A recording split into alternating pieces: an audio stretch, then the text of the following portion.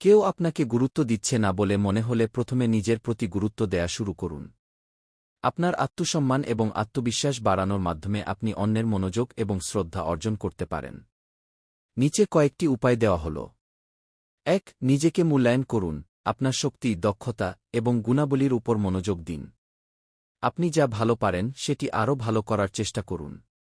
২. নিজের সীমা নির্ধারণ করুন। যারা আপনাকে অবহেলা করে তাদের সাথে বেশি সময় না কাটিয়ে যারা আপনাকে সম্মান করে তাদের সঙ্গ বেছে নিন।